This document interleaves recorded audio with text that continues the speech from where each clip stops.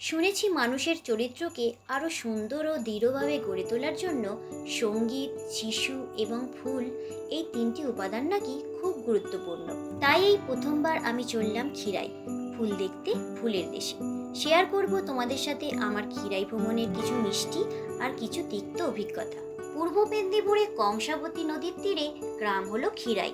বাড়ি থেকে 8:15 নাগাদ বেরিয়ে টোটো ধরে পৌঁছালাম Tikiapara railway station. Medinipur local আমাদের অপেক্ষায় সাড়া দিল 9:30 নাগাদ। যাওয়া আসার জন্য ট্রেন ভাড়া দিলাম 40 টাকা। সময় লাগলো প্রায় 2 ঘন্টা। আর স্টেশন পার করলাম 24খানা, পাঁশকুড়া আর তারপরেই ক্ষীরাই। ট্রেনে ট্রাভেল করতে আমার বেশ ভালোই লাগে। ট্রেনের সাথে তাল মিলিয়ে দোল খাওয়া, হর্নের শব্দ, চাকা আর লাইনের ঝিকঝিক শব্দ, সেই ছোটবেলার কথা মনে পড়ে যায়। আর সব থেকে মজা লাগে যখন ট্রেন কোনো ব্রিজের ওপর দিয়ে যায়, পুরো নস্টালজিক ব্যাপার। ক্ষীরাই পৌঁছানোর কয়েকটা স্টেশন আগেই আসে কোলাঘাট, আর কোলাঘাট পৌঁছাতে পার করতে হয় রূপনারায়ণ নদী। এবার তোমরাও ব্রিজের ওপর দিয়ে ট্রেন যাওয়া আর সেই শব্দ একটু ফিল করে নাও আমার সঙ্গে। তারপর ক্ষীরাই নেমে দেখা হচ্ছে।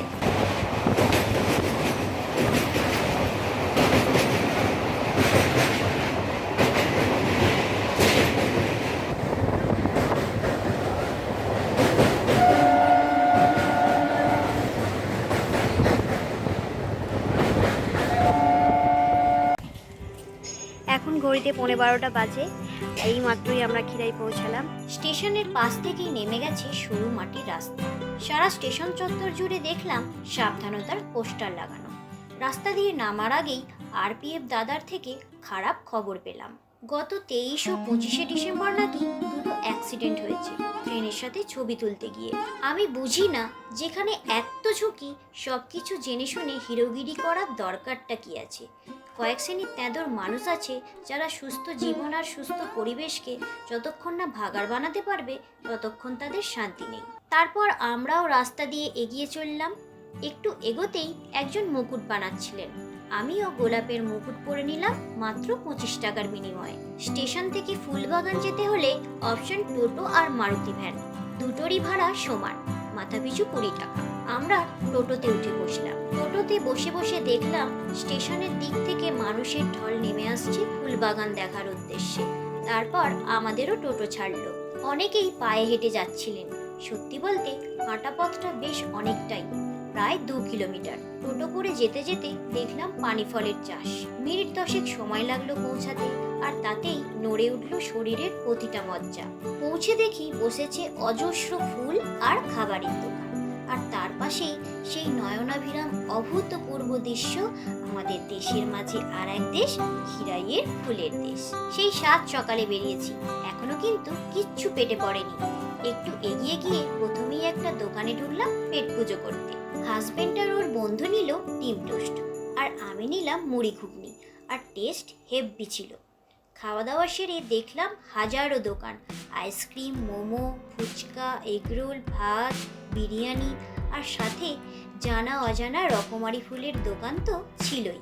বিভিন্ন ফুলের রং একসাথে মিশে যেন রামধনুকেও হার মানাচ্ছিল।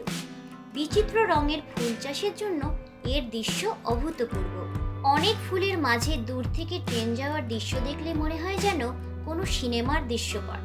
চোখের সামনে ভেসে উঠল শাহরুখ আর কাজলের ডিডিএলজি সিনেমাটার সিন।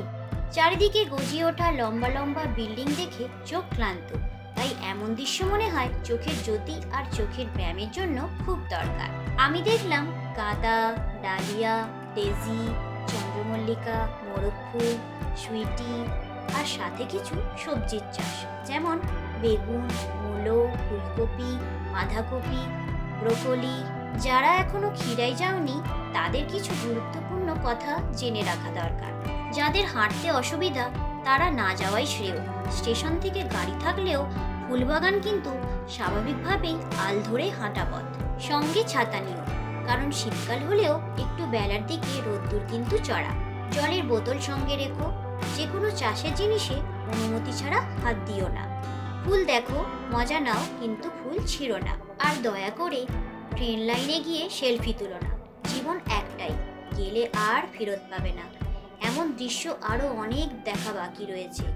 আর এমন করার আগে বাড়িতে অপেক্ষাকৃত অভিভাবকের কথাটা একবার চিন্তা করো। যেখানে যা নিষেধ বা বারণ রয়েছে সেগুলো মেনে চলো। ছবি তোলা নিষেধ মানে তুলো না, হাত দেয়া বারণ মানে হাত দিও না। কারণ প্রতিটা স্থানেই কিছু বাধা, অসুবিধা, গোপনীয়তা থাকতেই পারে, আর সেটার সম্মান করা আমাদের কর্তব্য। না হলে আমাদেরকেই আরও দূরত্ব, বাধার সম্মুখীন হতে হবে, আর সেটা নিশ্চয়ই মোটেও সুখকর নয়। ঘোরা শেষ করে চড়া রোদে হাঁপিয়ে রেডি হলাম বাড়ি ফিরবো বলে। ফেরার পথে খেলাম পিয়ারা মাখা, আবার যথারীতি টোটো করে ফিরলাম স্টেশনে, আর তারপর বাড়ি। আমরা এখন স্টেশনে পৌঁছে গেছি বাড়ি ফিরবো বলে। আমার খিরাইয়ের ট্রিপ এখানেই শেষ হলো। তোমাদের কেমন লাগলো আমাকে অবশ্যই জানিও। আমার আরও ভিডিও দেখার জন্য সাবস্ক্রাইব করে রাখতে ভুলো না কিন্তু। দেখা হচ্ছে পরের ভিডিওতে খুব শিগগিরই।